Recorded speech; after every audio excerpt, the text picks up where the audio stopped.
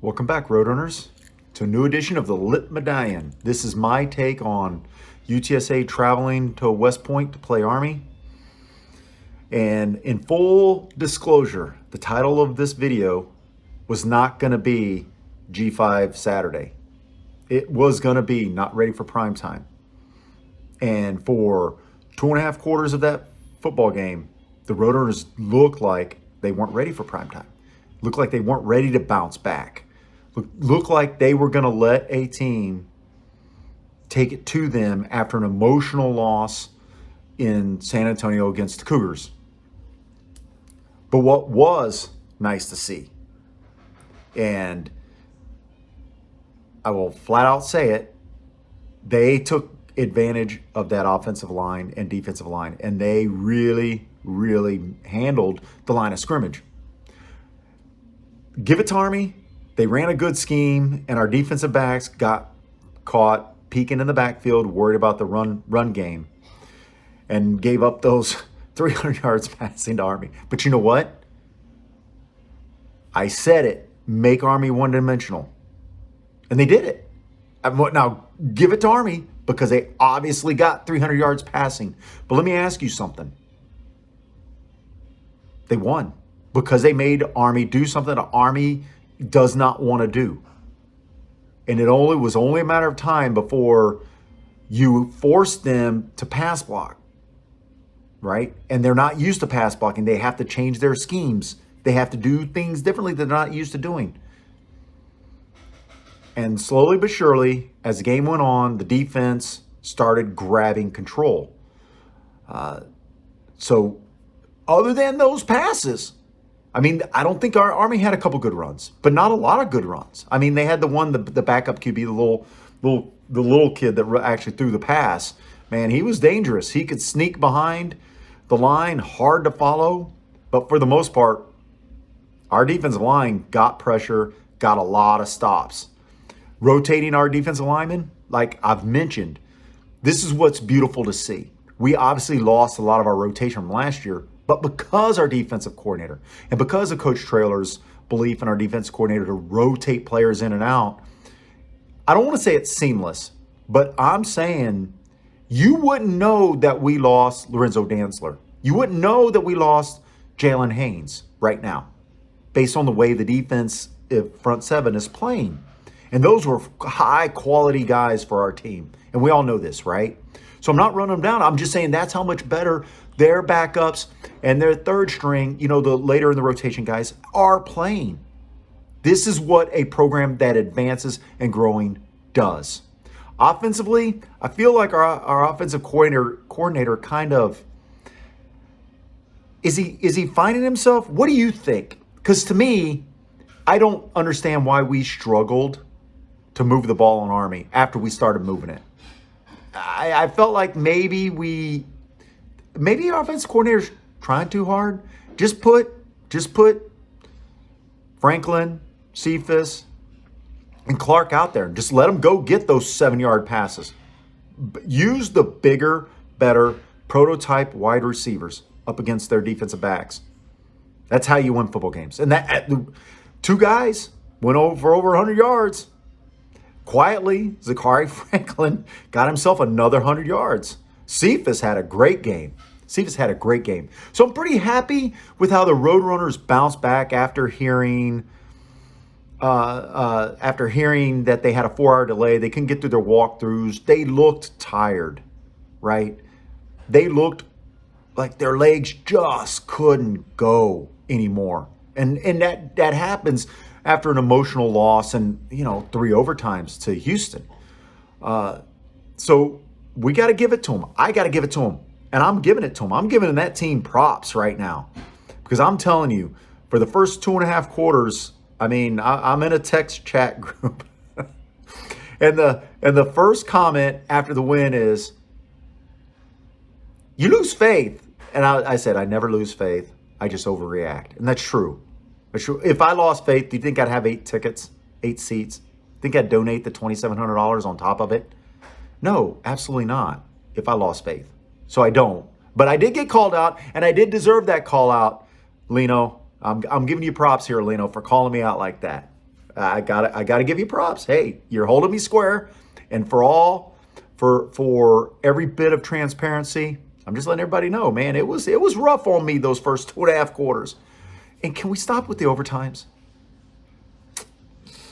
This beard that you see right here, that's a lot of close games that the Roadrunners have played from day one. We just seem to love to play close games. Now, are we getting our money's worth as fans? Oh, absolutely. I mean, you got to think about that. Even in the losses, we were getting our money's worth. Still, this gray hair here, yeah. So please stop with the overtimes. Don't start losing, but please stop with the overtimes. Now, let's talk about it. So the Roadrunners, Rowdy went for a run. Sorry about that. So anyway, he's in my lap here. So Rowdy's ready to go. Let's talk about what I mentioned as far as the season to go, right? I said until they prove me wrong that we can handle Army's offense and we can handle beating them, I chalked it up as one of my predictable. Don't be surprised if we're 1-3 leaving out of conference play. Well, now don't be surprised if we're 2-2 and entering Conference USA and looking at some of the Conference USA teams that we have to play. 8-9 wins is clearly on the table now. Clearly. 10 wins is on the table too. That's going to be kind of tough to run the table in Conference USA because we're not going to sneak up on anybody. And if Army showed anything, we're not. People see us. They know our tendencies. They know what our 3 wide receivers can do. They know that we are struggling to run the football. A part of that is scheme. And part of the scheme is how many 4th downs are we going to fail on with that offense and that formation before we get into a jumbo package. I've got to keep it square. Never ignore in victory what you wouldn't ignore in defeat. And I've said it many videos. We need a jumbo package.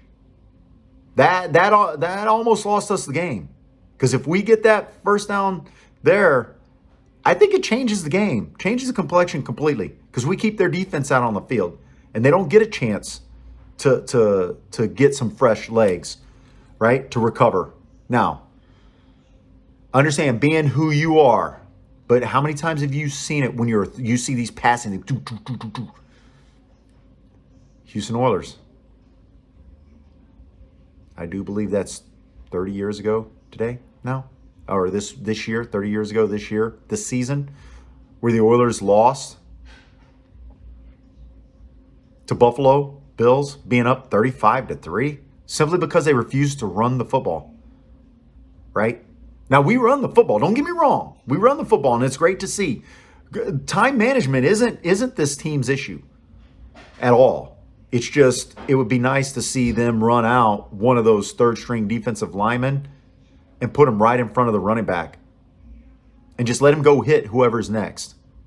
And then keep Clark, Cephas, or Franklin out wide to force them to respect the pass. And think about what that could do. You just fake it. It might end up being an easy free touchdown against teams like Army, against teams in Conference USA. I'm just saying, what do we have to look forward to? The team needs to heal up. The team needs to get rest. You could see it in that team. I hope Coach Traylor gave him the time. When I say gave him the day off, what I mean is didn't make anything super important for them. Rest up. But I hope that they were in the trainer's room as soon as they got back to San Antonio today, right? Because they come back almost immediately after the game. And I hope they hit that. I hope they get their massages. I hope they sit in the hot tub, the cold tub. Hope they decompress in the athletic center, the race. I hope they get in there, they get in their locker room, and they just decompress and just let all the emotions go, right? Because they need that. Recovery is as important as strength building. You can't strength build if you don't recover, right? So that's one thing that I think that when it comes down to it is going to determine how we look against Texas. Now let's talk about the Texas game. What are your expectations? I'm going to tell you straight up. My expectations are play a quality game, get out of there healthy. Because what is important to us, and I'll say this till the day I die, it doesn't matter what conference you're in as long as you're winning the conference. And we need all those players to win Conference USA. And it'd be pretty darn sweet to go back to back. So play Texas hard, play Texas quality, play Texas smart. Because if we don't and we leave with a rash of injuries, we hurt our season. Now, I'm not saying go out there and do stupid things, but I am saying play smart. If we start finding ourselves down big, start rotating, even on the offensive side. Get kids out there. Give Texas a reason to substitute, knowing that we've started substituting. It's okay. Discretion is a better part of valor. They're going to have 11 guys that are on defense that are as good, if not better, than our 11 guys on offense. This is going to be a real test, though. Real test for our wide receivers to see where they stack up. Alabama wide receivers struggled, right? Texas was ready for them. So do we get Texas's ire, or do we get a Texas team that, for lack of a better phrase, shot their wad, and they show up and they're like, they don't take us serious. Like Texas A&M didn't take Appalachian State serious. You could see it. So that's why the title of this video is G5 Saturday. I was going to say Sunday, but G5 Saturday. I'm recording this on Sunday. Tell me what you think. Tell me what you saw specifically. I saw some good things, but I still saw my troubling to me is running the football. Brady did pretty good. Traylon Smith found him some holes.